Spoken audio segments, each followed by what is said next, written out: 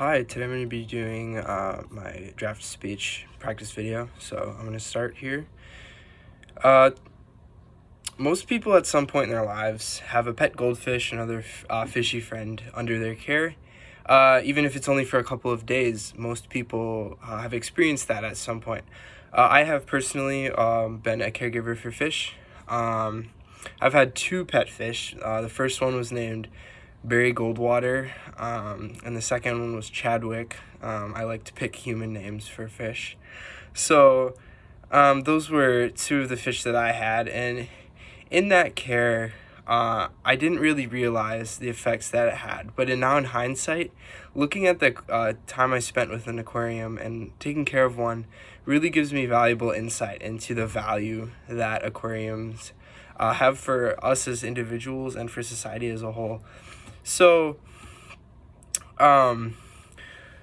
we see them all around in our day-to-day lives, and they teach us a lot of things that we might not expect. They oftentimes can give us wonderful insights into science and into our own scientific process as individuals, and then we can expand those things into environmental concerns.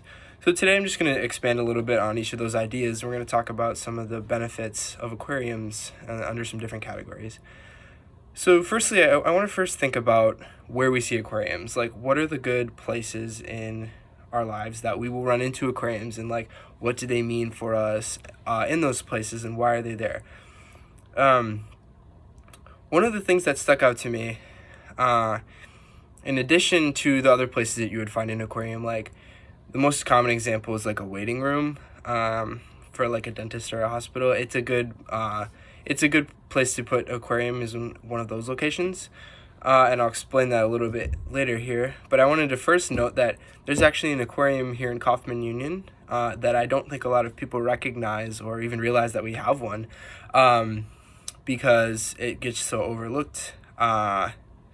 So we have it, like I said, we have an aquarium in Kaufman, and that's one of those things that people don't even realize. But we see those aquariums, and if you take a moment to actually stop and look at them, they actually mean a lot to us, and they can be very valuable tools for us. And in that way, they can be valuable because they give us insight, and they give us like a look at a different kind of world. That's something we're not familiar with. And in that, there's a really they can be used as a valuable educational tool, and I'll get into that here since we're going to start talking about science. But interacting with an aquarium, just looking at it, and those sorts of things are beneficial, but at the end of the day, they don't really convey any lessons to us. However, if we're to actually take that into our own hands and make the decision to care for an aquarium ourselves and to start interacting with it on a personal level and taking that responsibility, we can learn a lot of things. So there's this quote I read by Elizabeth Marchio, who is a science researcher at one of the universities in Texas, and she said in one of her articles that caring for an aquarium communicates science latently, and latently just means over time, slowly, and we might not even realize that we're learning science in those ways. And I think part of this comes from the fragility of aquariums. There's so many different things that we need to think about with aquariums that a lot of people just don't know. We have to think about a ton of factors like water quality, different levels of chemicals in the water, feeding, stocking, water quality, which can include pH and those chemicals, like I said, and then minerals in the water, and then we have to think about bacteria and plants and so many different things because we're recreating like an ecosystem.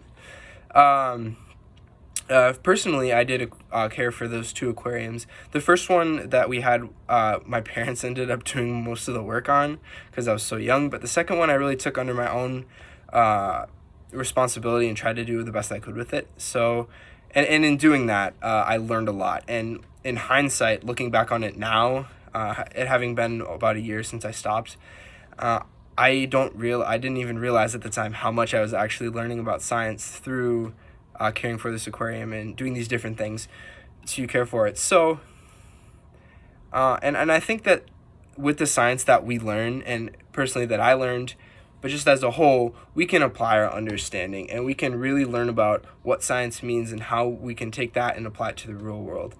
So I'll refer us to, I'm going to actually show you these pictures. I haven't have them printed yet. These are some kids here who, in this lesson, they did an active science lesson in their class, and they learned about science by taking care of aquariums and doing some maintenance on them and learning through that way by just interacting with it person to person. And through that, they came to a lot of conclusions. And I think a lot of them are really, even though they're children, a lot of the things that they're writing are pretty profound in a certain way. And essentially, they're communicating that science is everywhere, and it's a valuable tool, and we can use it in real-world problems and other things like that. So I think that caring for the aquariums and learning that science can have an effect, and we can have an effect by creating connections and by taking what we learn in those connections we made with our aquariums into the real world.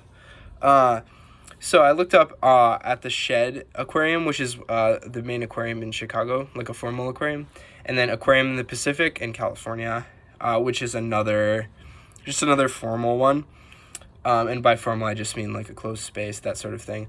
So, and on their websites, which is the main point I'm trying to get to here, is that on their websites, they have conservation links as part of their bullet points. And on there, you can learn so much information, and you can get information on how you can take action and how you can learn about what's going on and these different things. So these formal aquariums, as well as the personal ones that we interact with as individuals, really can have an effect and can bring our artificial world closer to the natural world in a really awesome way.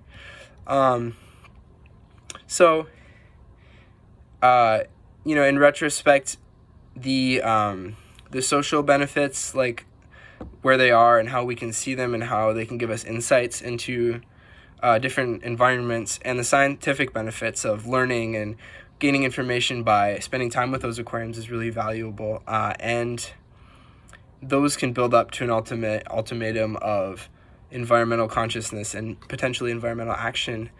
So, and like from my perspective, I learned a lot about science through my aquarium, and obviously in retrospect, I'm coming back on that, but now I'm able to push that science into practical action and to do something with it. So at the end of the day, my goal is to bring awareness and acknowledgement to aquariums and the role that they actually provide without a lot of us realizing it. So what I want to say for the ending, or what I would like to tell you, the audience, is to go out there and acknowledge them. Do it for your goldfish. Do it for the fish that you might have had when you were younger. I'm going to do it for Chad and Barry, and I think they would agree with my sentiment here. Thank you.